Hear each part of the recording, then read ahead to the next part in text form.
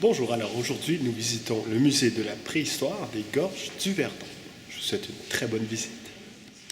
En fait, j'aurais aussi aimé vous montrer la maison d'Alexandra David-Néel, cette exploratrice qui a visité le Tibet par elle-même à l'âge de 50 ans et qui a laissé une impression considérable sur ma fille. Malheureusement, il est interdit de filmer à l'intérieur de cette maison. Nous allons donc au musée de la préhistoire, dans le hall d'entrée, décoré d'impressionnantes bêtes. Je n'ai pas l'habitude de faire autant de musées, mais comme il pleut depuis 2 jours, voilà 2 jours que nous faisons des musées, Émilie semble plutôt intéressée par le sujet de la préhistoire, elle qui est si convaincue que nous allons un jour nous-mêmes nous y retrouver, sans technologie, avec pour seul moyen notre intelligence et notre savoir-faire.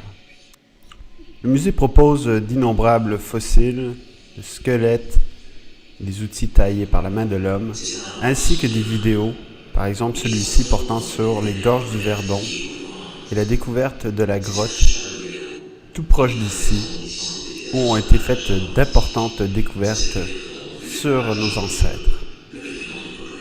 À l'ère tertiaire, voici 60 millions d'années, le continent africain qui dérive vers le nord entre en collision avec l'Europe, provoque la formation du massif provençaux et le soulèvement des Alpes.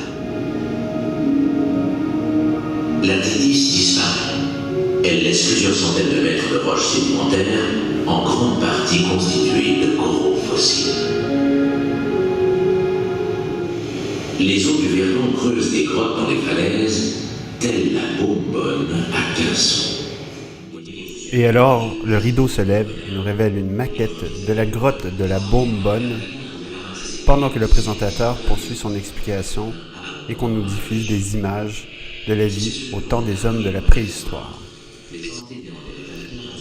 Le film se termine et la visite se poursuit donc en observant à travers les âges l'amélioration des techniques humaines ainsi que plusieurs mini-scènes fascinantes sur leur style de vie et les techniques qu'ils utilisaient, que ce soit pour dessiner sur la pierre, préparer les pots, chasser, jouer et même élever du bétail.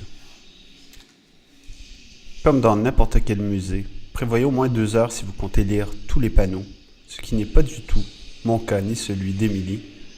Nous préférons les reconstitutions de scènes de vie, mais la collection d'objets est assez impressionnante.